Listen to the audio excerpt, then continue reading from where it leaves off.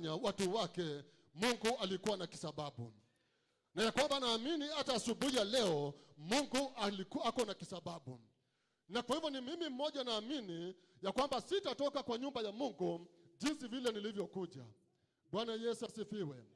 Wana wa Mungu ni wasalimu. Bwana Yesu asifiwe. Tunashukuru Mungu kwa sababu Mungu ni mwema. Tunashukuru Mungu kwa sababu ya umbali huu tumefika. Tunashukuru Mungu tena kwa sababu ya uaminifu wake. Naomba niwakaribishe kwa ibada mchana huu wa leo. Mpendwa, wewe ni wa maana kwa sababu kama hungekuwa ibada haingekuwa. Na kwa hivyo ni ombi langu ya kwamba Mungu akuguze. Ni ombi langu ya kwamba Mungu akuinue. Ni ombi langu ya kwamba ukutane na muujiza wako hata katika ibada asubuhi ya leo. Maana Mungu wetu ako na kisababu. Nachukua nafasi hii tena kushukuru wale viongozi ambao leo hii tumeanza kufanya kazi ya Bwana. Na naomba niwaombee heri ya kwamba Mungu wa majeshi aenende pamoja nanyi. Niliwaza kwa mkutano wa leo niongee kwa ujumbe leadership. Na ikawa ni ombi langu ya kwamba tunaenda kuongea leadership. Lakini kanisa Mungu alinielekeza kuongea tumaini. Na nikajua ya kwamba Mungu ako na kisababu nasi. Maana kila wakati Mungu ametupatia neno, yeye ana kisababu. Anaenda kulifuata hata kapate kulitimiza. Katika nyumba ya Mungu asubuhi ya leo, mimi najua kuna mtu anasema sina amani. Najua kuna mtu katika nyumba ya Mungu, mpendo, naangalia mbele zako, unaona ni kama uko mwisho. Unajiuliza nitatokea wapi, nitapitia wapi. Unapoangalia kwa nyumba yako kuna magonjwa. Unapoangalia kwa nyumba yako kuna mambo yamekufuata. Unatamani uone Mungu. Na nikatamani nikwambie kuna a future, a bright future. Naongea kwa mama, naongea kwa baba, naongea kwa jamii wanaonisikia. Na waambieni asubuhi ya leo mbele zenu kuna a bright future. Nataka niongee hata kwa kanisa, all our 7 local churches that we are here. Nataka niwaambieni wapendwa, kuna a bright future. And I want to believe that ninyi viongozi ambao mmekuwa ushered in, you are going to prepare the church even to that bright future. And even to our monthly meeting, to our yearly meeting, there is a bright future ahead of us. Na ya kwamba ni sisi tu tuingie kwa our bright future. Maana tena hata kama Mungu amenena hili neno kwetu, tunaposimama hatutaingia to that bright future. So unapolipokea neno la unabii, mpendwa, fanya step ya kuingia kwa that bright future. Bwana Yesu asifiwe. Kanisa la Mungu, neno la pili ambalo tumelisoma ni ujumbe wa unabii kupitia katika nabii Yeremia. Na nikatamani tusemezane ama tukumbushane ya kwamba nabii Yeremia alikuwa ni nabii aliyetoa unabii kabla ya wana wa Israeli kwenda utumwani. Naomba niwakumbushe ya kwamba kuna wakati wa Israeli walienda utumwani.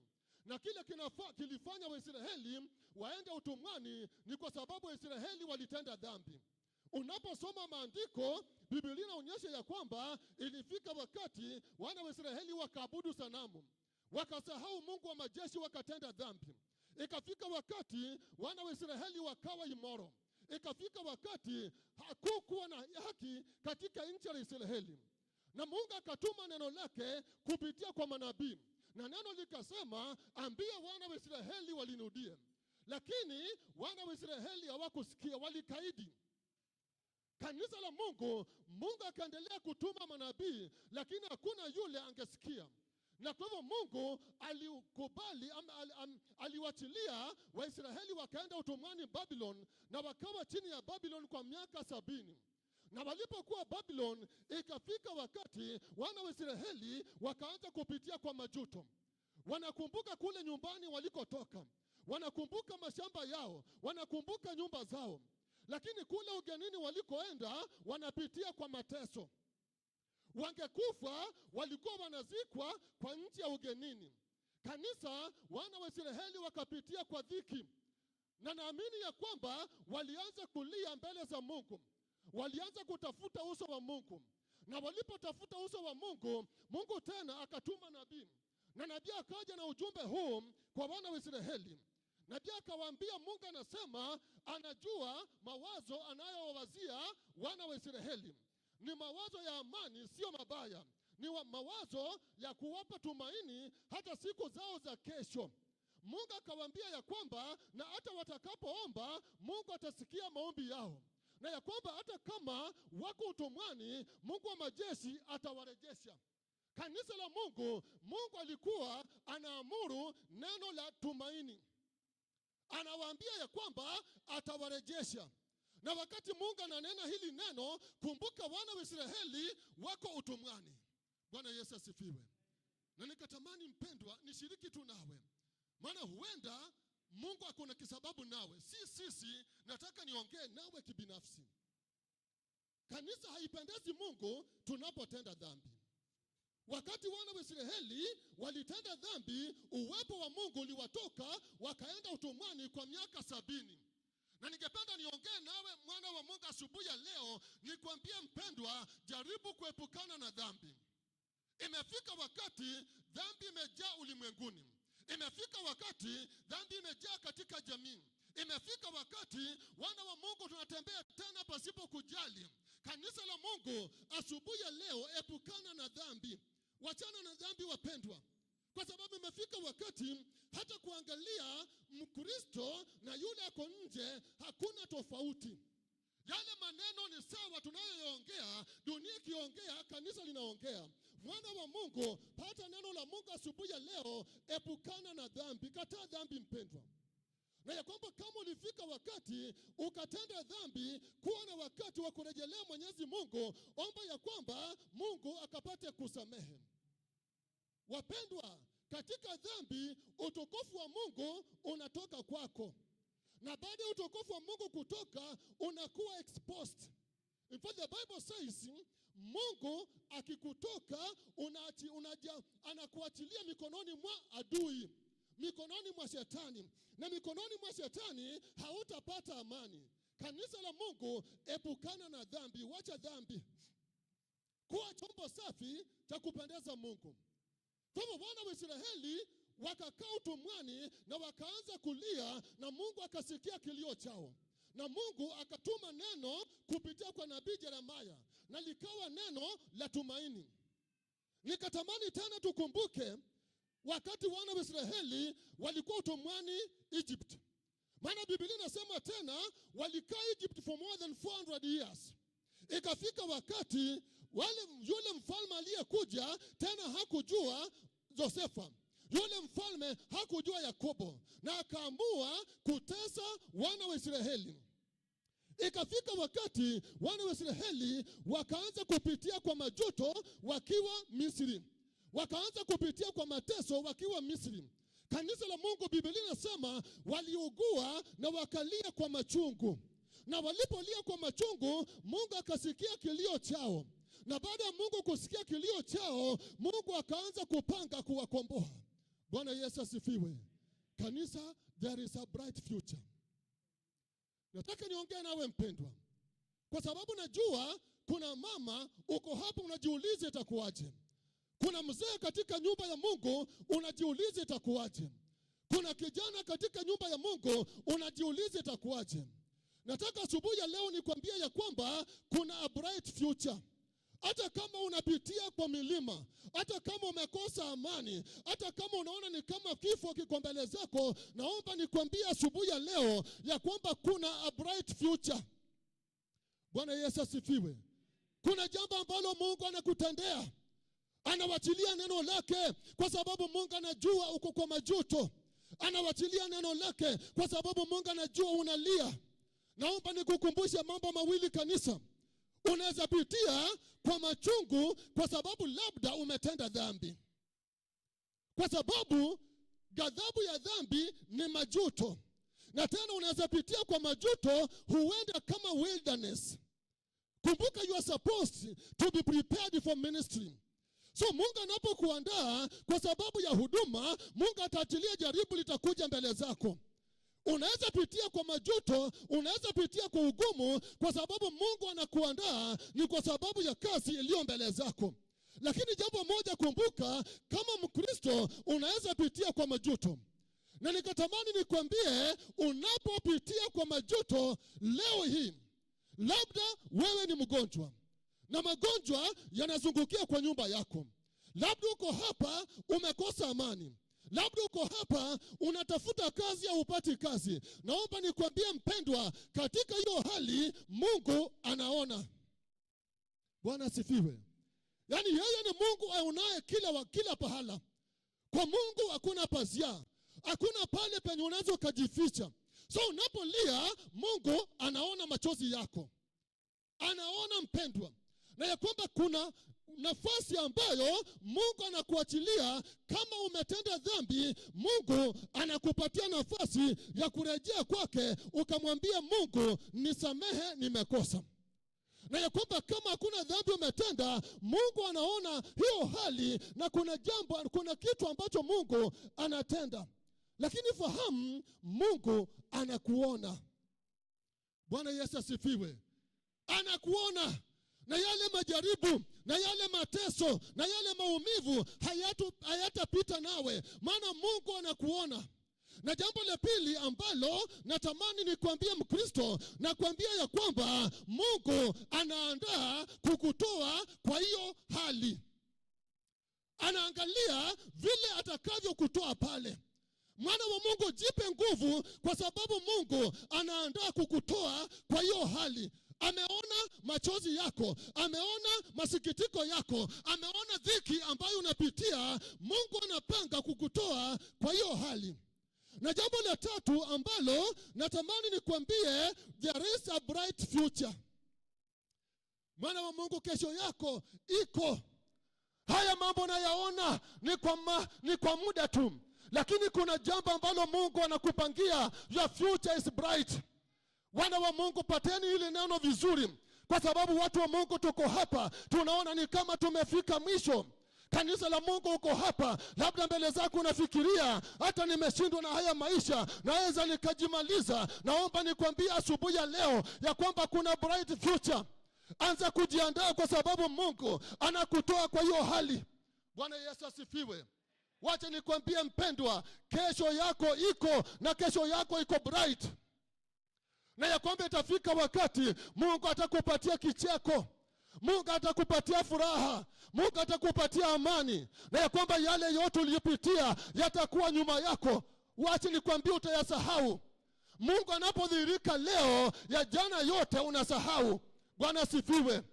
Yaani ukiwa mgonjwa, Mungu akuponye, utasahau magonjwa. Ukiwa masikini, Mungu akuinue, utasahau masikini. Na kwa hivyo nataka nitangaze kwa watu wa Mungu walio katika nyumba ya Bwana, na watangazia a bright future. Bwana asifiwe. Wale mwanafunzi ulio hapa, na kuombea a bright future, ya kwamba utasoma na usione ni kama umefika mwisho wa masomo. Soma, maana kuna wale Mungu anainua viwango vya kipekee. Kwa hivyo hapo penye unaona ni mwisho, ongeza masomo, maana kuna bright future. Wewe mwana wa Mungu umekosa amani katika nyumba ya Mungu, mimi nataka nikwambie ya kwamba kuna bright future mbele zako. Hauna kazi mpendwa, naomba nikwambie ya kwamba Mungu anakupatia kazi. Bwana Yesu asifiwe. Kuna jambo ambalo Mungu anaenda kutendea, kwa sababu Mungu anakupenda na upendo wa kipekee. Bwana asifiwe. Kanisa, nikakumbuka Isaiah chapter number 43 verse number 18 and 19. Na Biblia inasema ya kwamba tusije tukakumbuka yale yamepita, tusije tukakumbuka yale ya jana. What is our past? Tunapoongea kuhusu our past, 10 years ago, that is our past. 5 years ago, that is our past. 2 years ago, that is our past. And even yesterday is our past. Kanisa la Mungu, saa moja asubuhi ya leo, that is our past. Mungu alipowachilia ujumbe huu kwa nabii Isaya, tena wana wa Israeli walikuwa kwa ugumu. Na Mungu anawaambia, hata kama mko kwa ugumu, hata kama mko kwa mateso, hata kama mnapitia kwa ugumu, msije mkakodolea macho kwa haya mambo ambayo mnapitia. Maana kuna jambo ambalo mimi Mungu wa majeshi naenda kuwatendea. Kanisa, Mungu alikuwa na nena a bright future to the Israelites. Na akawaambia, take your time. Jaribu kufikiria.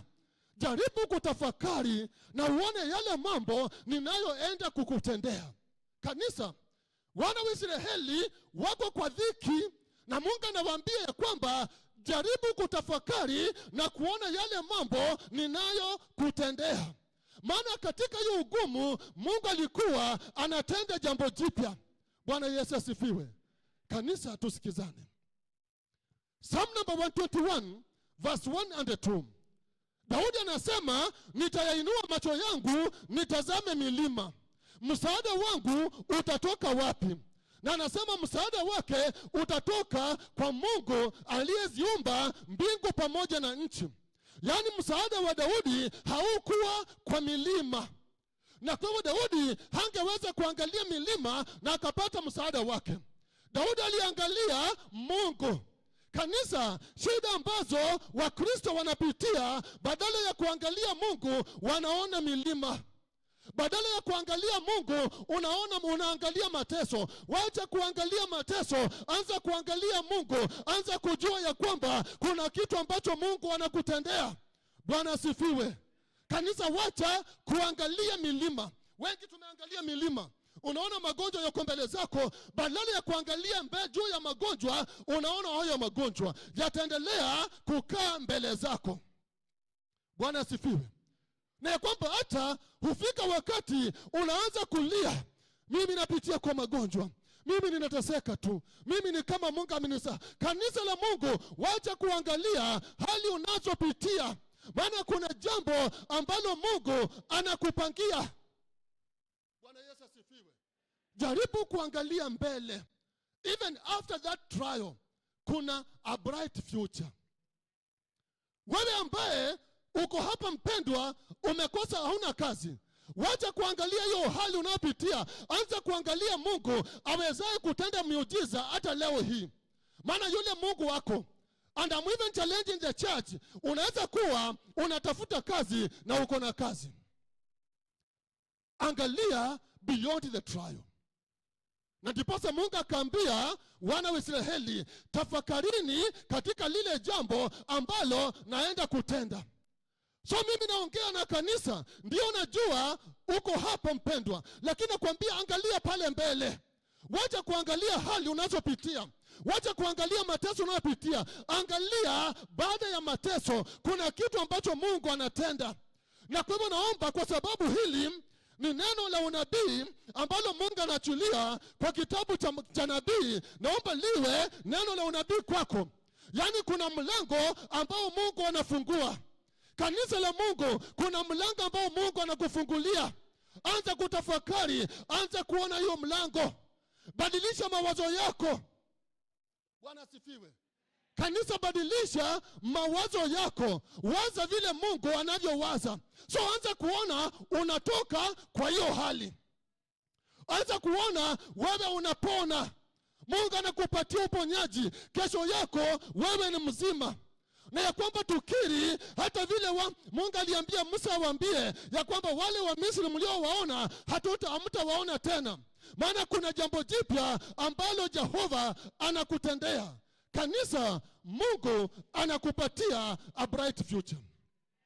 Bwana Yesu asifiwe. And I'm challenging the church, when that time comes, kumbuka ya kwamba ni Mungu ametenda. Kuwa na wakati wa kumsujudu Jehova, kwa sababu yeye ni Mungu mwaminifu. Kanisa, there is a bright future for us. Bwana Yesu asifiwe. Kama nakumbuka vile Mungu alivyotenda kwa dada Hana. Maana unaposoma Biblia, Hana alikuwa tasa. Na tasa ni mama ambaye hawezi akapata mtoto. Lakini ilipofika kwa Mungu, kwa sababu Penina alikuwa melani, amekejeli Hana. Penina alikuwa amechekelea Hana. Lakini ilipofika wakati wa Mungu kuonekana, Mungu alitoa utasa na muujiza ukaonekana. Yaani yale ambayo hayawezekani kwa mwanadamu, kwa Mungu yanawezekana. That was a bright future to Hana. Alikuwa na wakati wa kucheka na akasema ya kwamba kumbe kweli kuna Mungu wa majeshi. Bwana Yesu asifiwe. Kanisa la Mungu, kumbuka hata Esther. Ona vile Esther alivyokuwa. kutoka tu kwa jamii ya Wayahudi, wale Wayahudi ambao walikuwa wanaenda kuuawa, maana kulikuwa na trap wakapata kuuawa. Lakini huyu dada anapata favor mbele za Mungu na Wayahudi wote wanaokolewa. Pale penye walikuwa waliimba wakasema ya kwamba kweli kuna Mungu anayetenda, we've gotten our bright future. Kanisa, that time is coming even for you. Tomorrow is coming. The day utainuka na utasema kweli kunaye Mungu ambaye anaweza. And we are even praying for the leadership in our local churches, that bright future is coming. So the leaders ambazo tumeombewa leo, you are supposed to be the leaders to prepare the church even into that bright future. Bwana Yesu asifiwe. We are posing this challenge to the local church leaders. And by the way, the church is the local church. The monthly meeting is only but a coordinating. The yearly meeting is only but a coordinating. But the strength for our church is on the local church level.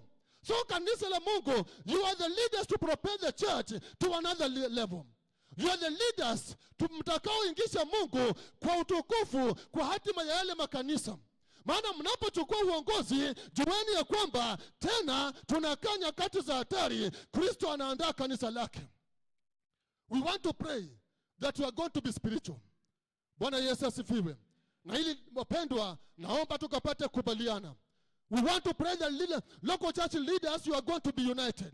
You are going to work as a team. We want to pray that local church leaders, you are going, apart from the vision of the head yearly meeting, you are going to craft your own vision in that local church. You are going to plan even on your goals, that after the 3-year time, kanisa la Mungu litakuwa limefika wapi. Bwana asifiwe. I'm posing the challenge to the Maringo leadership. I'm posing the challenge to the River local leadership. I'm posing the challenge to Machakos leadership. I'm posing this challenge even to all our leadership on local church levels. Go and plan, because you are the leaders that are going to prepare the church even to another level, and the level of glory. Na ni anajuae kama Yesu atakuja kunyakua kanisa wakati wenu. So apart from the physical meeting, prepare the church to the spiritual. And that's why mmeombewa kwa madhabahu. Niruhusini niseme tu hili jambo. Wapendwa, mmeapishwa kwa madhabahu. Mmeelekezwa kuconfess mbele ya madhabahu. Bwana asifiwe. Na kwa hivyo jicho la Mungu linawaangalia. Local church leaders, Mungu anawaangalia. I'm challenging us local church leaders. Mbona kanisa lako liko na members 100, umechaguliwa Kilaki peke yako? Mbona wewe? Mpendwa, mbona wewe? Kanisa lako liko na watu 50, umechaguliwa peke yako. Mbona wewe? Kwa hivyo kumbuka, Mungu anakuangalia. Jicho la Mungu linakuangalia. Prepare the church into the glory, the future glory. Bwana asifiwe. Bwana Yesu asifiwe. Mpendwa, unajua na usipofanya na Mungu atakuuliza ulifanya nini. Bwana asifiwe. I'm also challenging the church because our Quaker church is suffering a challenge. By the way, pastor hakuchagua mtu. Kanisa la Mungu, the nomination committee haikuchagua mtu. Mungu aliweka kwako alama ya uongozi. Na kupitia kwa the nomination committee ukachaguliwa. Sio mwanadamu alikuchagua, ni Mungu. So unaposema mimi hii uongozi sitafanya. Bwana asifiwe. Yona angekuwa hai, tungemuuliza yale masaibu alipitia kwa tumbo ya samaki. Bwana Yesu asifiwe. Kwa sababu kweli unaposoma neno la Mungu vizuri na hata practically, mpendwa, huwezi kaa pale penye hakuna oxygen na ukaishi siku moja. Yona alikufa akapewa another chance. So unaposema hii uongozi sitafanya, na times tunaongea mpaka unasema niliandika barua, niliapply, nilikwambia unichague. Unajua unaambia Mungu. Bwana Yesu asifiwe. So wale Mungu amechagua, prepare the church to another level. And it is my prayer that kanisa tunaenda kuungana katika maombi na tunaenda kuomba na mapenzi ya Mungu yatatendeka kwa kanisa. The prayers ambazo tumesikia wakitangaza in the month of May si maombi ya wachungaji, ni maombi ya kanisa. We are going to come together as a church. We are going to pray. Ya kwamba Mungu aende pamoja nasi tunapoingia kwa hatima yetu kama kanisa. Bwana asifiwe. Najua mniruhusu tu niseme hili. Unajua we are the Nairobi monthly meeting. The name, even the name for this local church is supposed to be Nairobi local church. We are the people ambao tuko na jina la Nairobi yearly meeting. Na hiyo glory ilitoka kwetu. We are supposed to return that glory back to Nairobi monthly meeting. Our yearly meeting has been called after us, not FIC. Not FIC. So kanisa la Bwana, wacheni tupokee utukufu wetu ulioenenda pale pengine. Bwana asifiwe. Niseme pole pole, wanapolumbana huku hivyo tutengeneza hapa kwetu. Our glory irudi hapa nyumbani. Bwana asifiwe. Tupigie Mungu makofi kidogo. Let that glory come back to Nairobi. Let us possess what belongs to us. Bwana Yesu asifiwe. Even if hatuta make spiritual, physically, let us make it spiritually. Wapendwa, wacheni tushikane kwa mikono na tukapata kuinuka. Bwana asifiwe. Kwani hapa katikati kuna maskini kweli? Maskini kama hako ainue mkono nimwekee mkono. Nimepata kanema kidogo kakutenda miujiza kaonekana. Kama wewe ni maskini, inua mkono wako. Bwana asifiwe. Matajiri, Bwana Yesu asifiwe.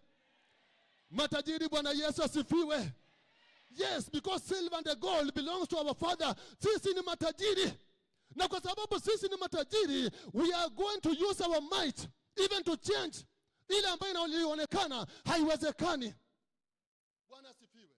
Kanisa, let us be propelled into another level of glory. Tutatembea kama wana wa mfalme. Tutatenda kama wana wa mfalme. Tutaongea kama wana wa mfalme. Na ya kwamba tutakuwa kitu kimoja kama monthly meeting. Wazo litakuja, tunaongea wazo moja.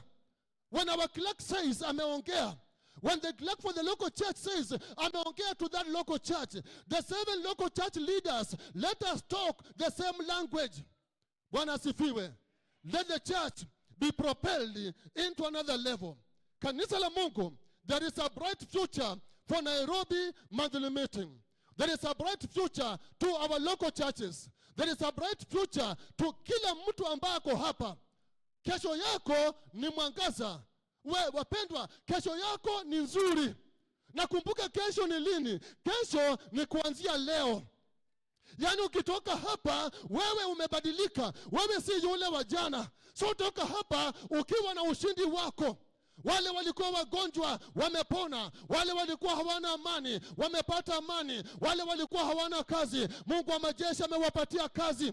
Bwana Yesu asifiwe. Pokea baraka zako, pokea ushindi wako, pokea amani yako, pokea kuinuliwa kwako. Bwana asifiwe. Nataka niseme hii hadithi nikaribia kumaliza. Na hata sio hadithi, hii hadithi ni jambo ambalo litendeka. Kuna mama kule nyumbani, kule nitokako. Huyo mama akawa ameolewa. Wakakaa na bwanake, wakapata mtoto wa kwanza akiwa class 8. Mtoto wa pili akawa class 7. Si mnajua watu wakula ugali wakiamua kuzaa wanazaa. Bwana asifiwe. So wale watoto watatu walifatana. Na baadaye huyu mzee baba akakufa. Baba akawacha mama na watoto watatu. Kanisa ndugu ya baba huyu alikufa, akaja akakata shamba la ndugu yake. Na akaambia huyu mama, toka hapa enda tafuta pahali utaolewa. Huyu mama akawa hata alikuwa hawajajenga. Wako kwa kale kanyumba kakuanzia maisha kadisi. Kale kanyumba kanyasi. Kanisa ikawa mzee amekufa, mama kupata chakula si rahisi. Ikawa lazima alimia watu ndipo apate chakula. Na wangeenda kulima na watoto wake wanapatana shamba. Si mnajua kupatana? So wakishapatana shamba, wanalima kwa hiyo boma, asubuhi wanakunywa chai. Saa 7 wanakula pale lunch. Ikifika jioni, kale kapesa wamepewa, wanaenda kununua sapa wanakula. Wakawa wanapitia kwa ugumu. Na mama angeangalia watoto wake, mama alikuwa anaambia watoto wake, siku moja mtanitoa kwa hii aibu. Siku moja mtanipanguza machozi. Wanapitia kwa dhiki, but mama anaambia watoto, siku moja mtanitoa kwa hii hali. Kanisa, ikafika wakati mvua ikaja, ikatoa nyasi kwa kale kanyumba. Mvua ya Western mnaijua, ikiamua kunyesha, inanyesha. Mvua ikaanza kunyeshea yule mama na watoto wake kwa kale kanyumba. Watu wa jamii badala ya kusaidia mama, wanamwambia toka uende ukaolewe. Na mama anajiuliza, nawachia nani watoto wangu? Anaambia watoto, nyinyi mtanitoa kwa aibu. Sika kuwa siku moja wakati wa mavuno, kupeleka mavuno kanisani. Kumbuka hao hawakulima, hawakuwa na shamba. Wapeleke mavuno, hawana mavuno.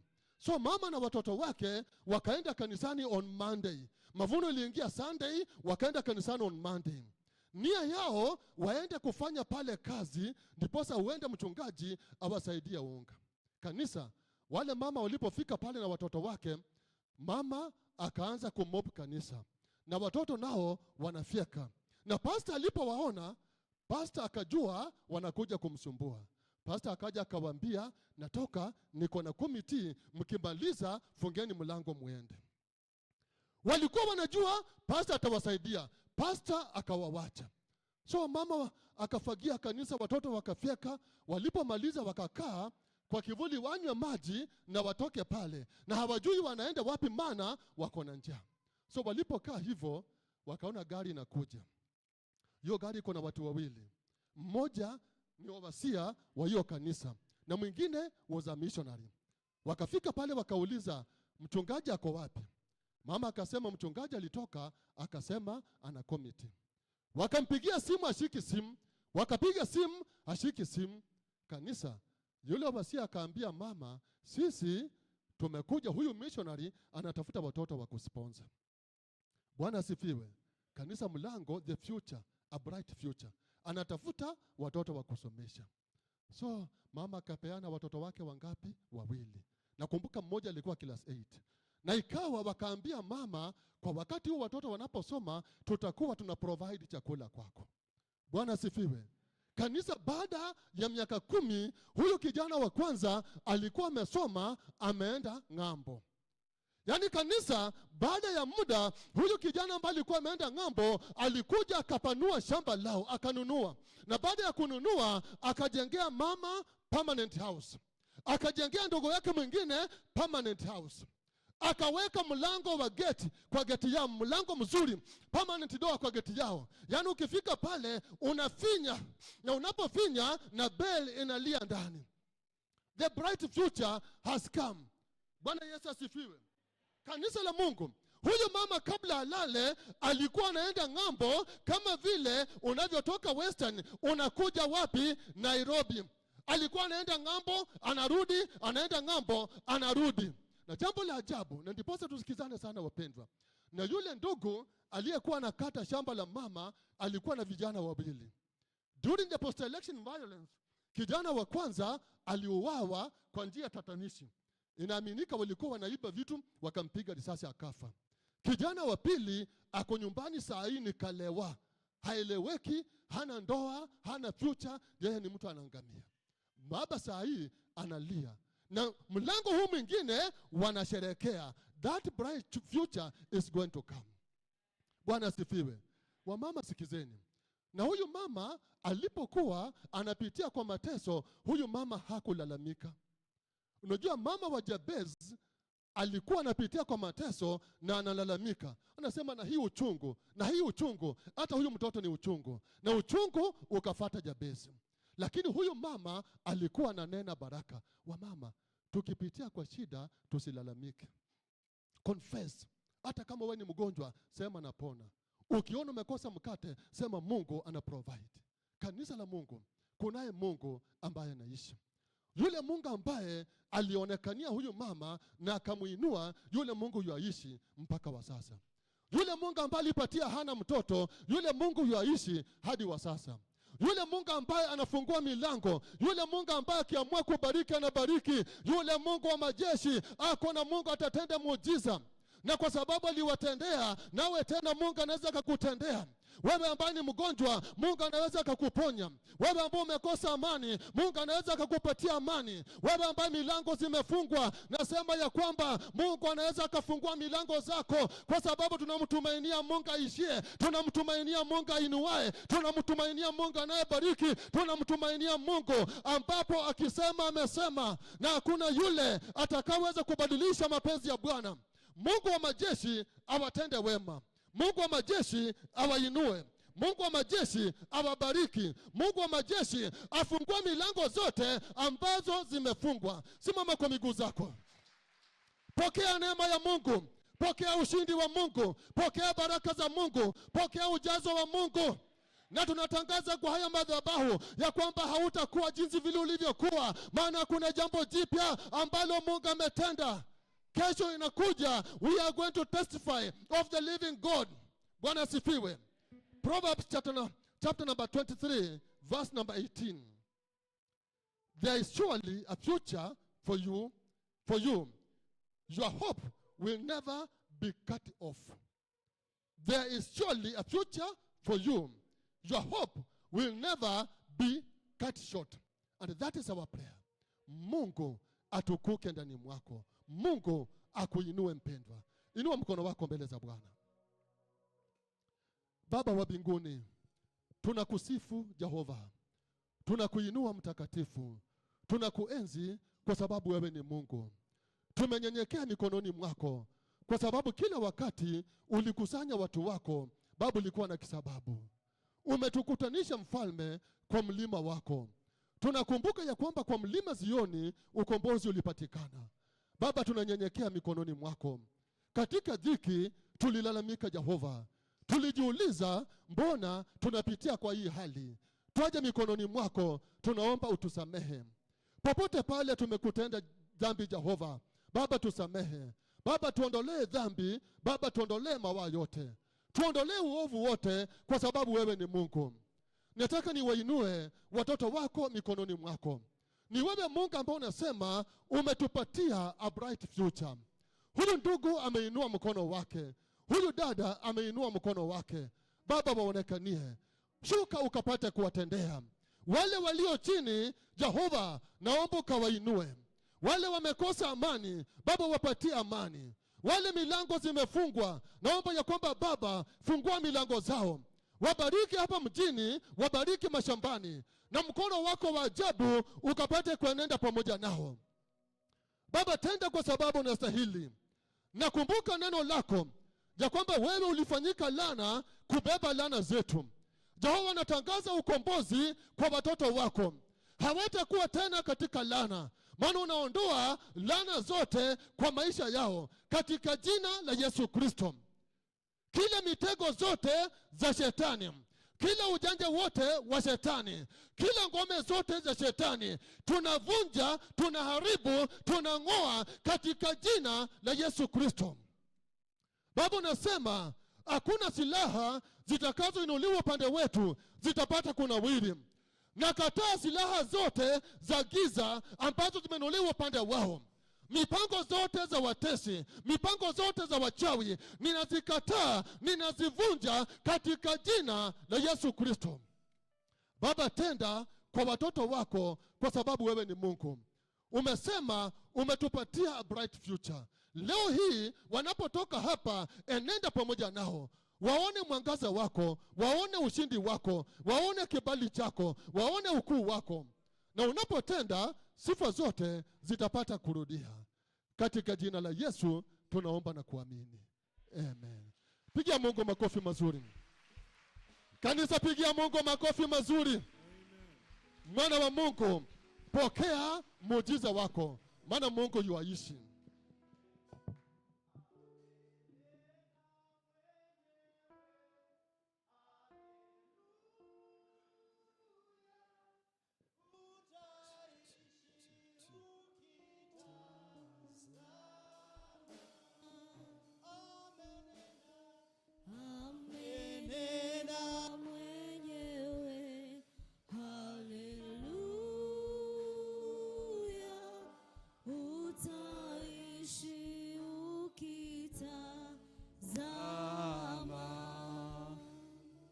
Bwana Yesu asifiwe. Let's appreciate the servant of God for the wonderful word. Pastor, Mungu akubariki, Mungu akuinue na Mungu akutende mema. Tunataka tuende kwa sehemu ya matoleo.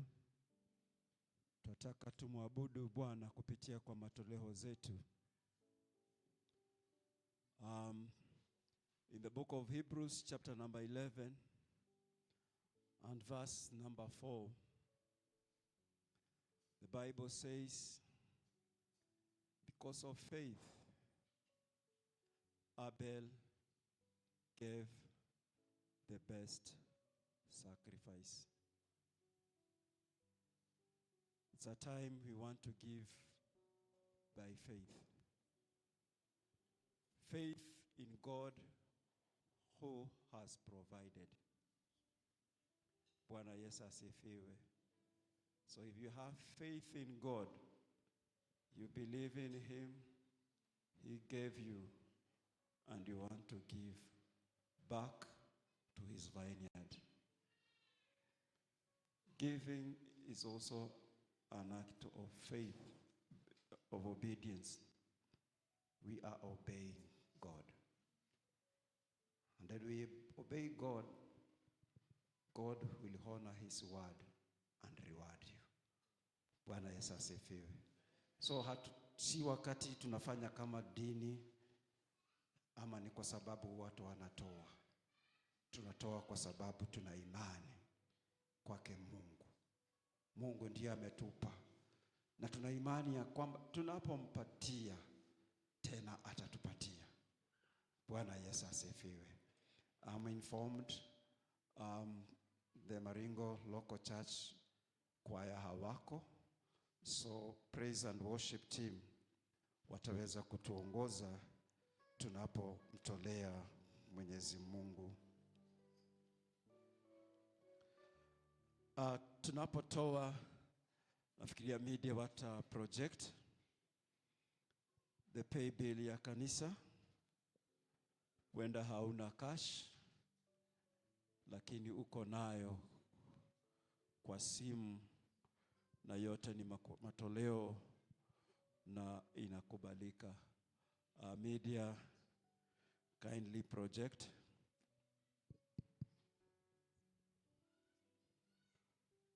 our till ya Nairobi monthly meeting, ili wale ambao hawajatembea nayo lakini wako nayo kwa simu wakaweze kutoa. Kindly media.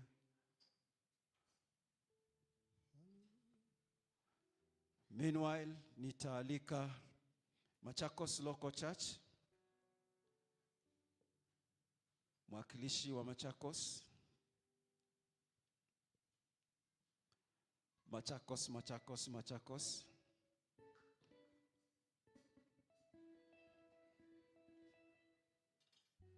Shauri moyo.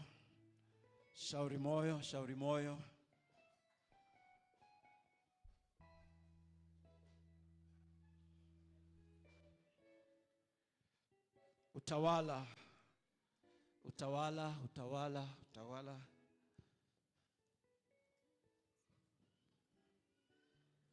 Makongeni.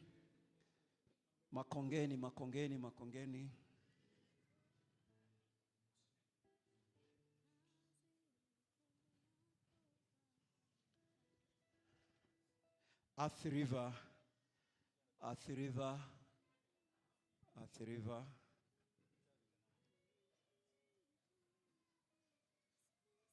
Embakasi.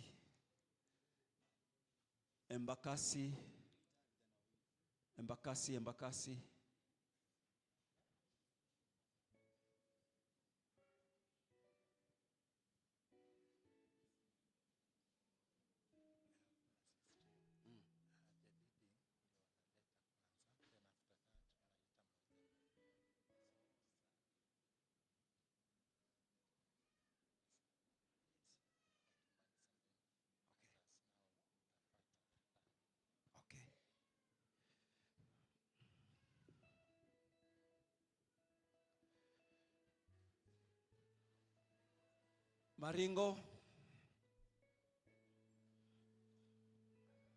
Maringo, Maringo.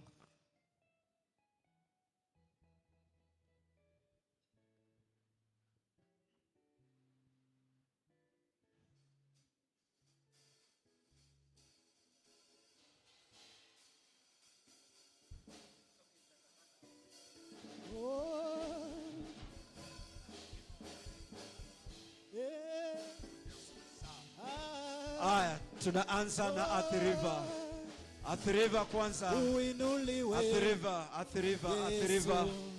Athi River. wewe Athi River Local Church. wema, uabudiwe Yesu, wewe mwema, uinuliwe Yesu, wewe mwema, uinuliwe Yesu, wewe mwema, uabudiwe Yesu, wewe mwema, utukuzwe Yesu, wewe mwema, Bwana katika miungu yote.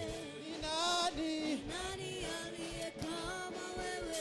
mtukufu, Mtukufu katika utakatifu, mwenye kuogopwa katika sifa, uliyevuma kwa upepo wako, bahari kafunikiza adui. wakafanya nini? Wakazama kama risasi ndani ya maji makuu. Naomba mmoja jitolee, kiongozi ama mchungaji ashike kikapu ya wageni. Wageni.